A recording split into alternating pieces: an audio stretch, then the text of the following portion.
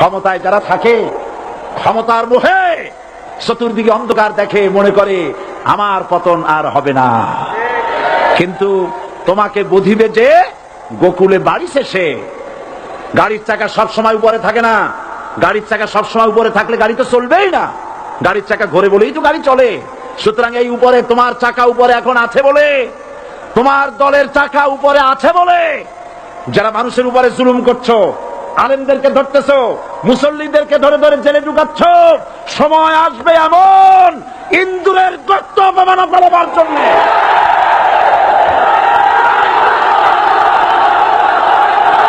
আল্লাহর প্রতি অবিচল বিশ্বাস এবং আস্থার কথা বলেছিলেন শহীদ প্রেসিডেন্ট জিয়াউর রহমান।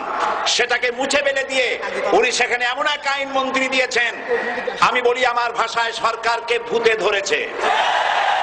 ভূতের পা নাকি থাকে পেছনের দিকে, সামনে যত এগোতে চায় তত পেছনে চলে যায়। সরকারে কিসে ধরেছে?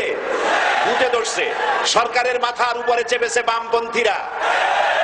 बर्बाद गुलिस्तान के लिए एक ही उल्लू काफी है, गुलिस्तान की हर शाख पे उल्लू बैठे हैं, फिर अंजाम गुलिस्तान क्या होगा। ফুল বাগানের ধ্বংস করার জন্য একটা হুতুম পেঁচা যথেষ্ট, কিন্তু হুতুম পেঁচা বসে গেছে প্রত্যেক ডালে ডালে। ফুল বাগানের অবস্থা কি হবে আল্লাহই জানে। শিক্ষা ব্যবস্থায় তিন নাস্তিক বসা। আইন যাকে দেওয়া হয়েছে তিনি আইনের চেয়ারে বসে সব বেআইনি কথা বলতেছেন। তিনি বলতেছেন ধর্ম ভিত্তিক রাজনীতি চলবে না।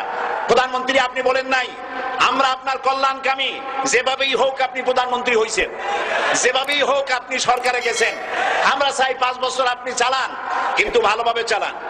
যাদেরকে বসাইছেন এই লোকগুলির একটু চেনেন।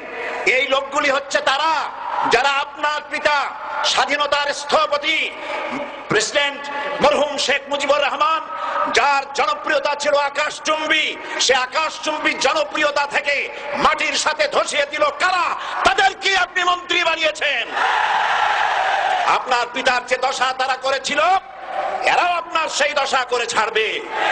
তার প্রমাণ হচ্ছে মন্ত্রী বলছে ধর্মনিরপেক্ষ ধর্মভিত্তিক রাজনীতি চলবে না। আপনি বলেন নাই, উনি বলেছেন।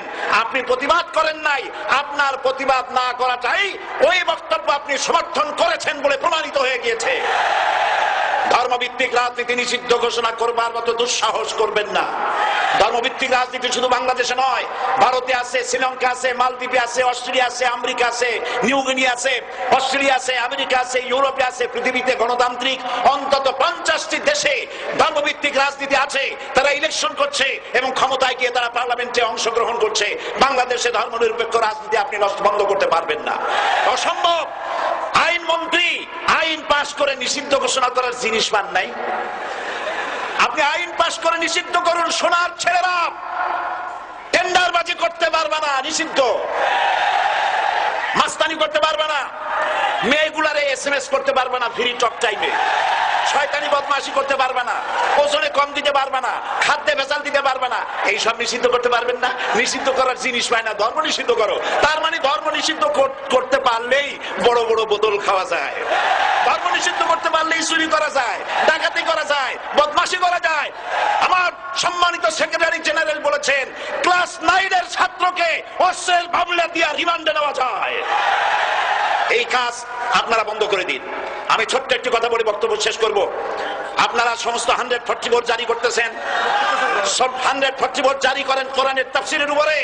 যারা কোরআনের তাফসীরের উপরে 144 চালু করেন, আল্লাহর কাছে জবাব দিতে হবে কিয়ামতের ময়দানে। শেষ কথা বলি, বসেন বসেন, শেষ কথা বলে যাই। প্রধানমন্ত্রী, মাননীয় প্রধানমন্ত্রী, আপনাকে আবার বলি, আমরা আপনার শত্রু নই। আমরা আপনার শত্রু নই। আপনার শত্রু আপনার পাশেই। সিংহ, সিংহ, একটা সিংহ আর একটা নেকড়ে আর একটা পাতিশিয়াল, এই তিনটাই মিলে সারাদিন পরিশ্রম করে তিনটা শিকার করেছে। একটি খরগোশ, একটি হরিণ আর একটা বড় গরু। সিংহ বলছে আমি পরিশ্রম করে আমরা তিনজনে শিকার করছি, কিন্তু আমার নিয়ম হলো বিচার ব্যবস্থা না করিয়া, ভাগ না করিয়া খাওয়া আমি পছন্দ করি না। তো আমি প্রথমে দায়িত্ব দিলাম নেকড়েকে, নেকড়ে ভাগ কর। নেকড়ে বলল মহারাজ এটা ভাগ করার কি আছে, ওই খরগোশটা বেটা পাতিশিয়াল খাক, হরিণটা আমি খাই, যেহেতু আপনার দেহ বড়, আপনি মহারাজ, আপনি গরুটা খান। সিংহের মেজাজ খারাপ, বেয়াদব, এই ধরনের অসম বন্টন নীতি কে তোকে শিখালো? এক থাপ্পড় মারছে, নেকড়ের কল্লা উড়ে গিয়ে 50 হাত দূরে পড়ে গেছে।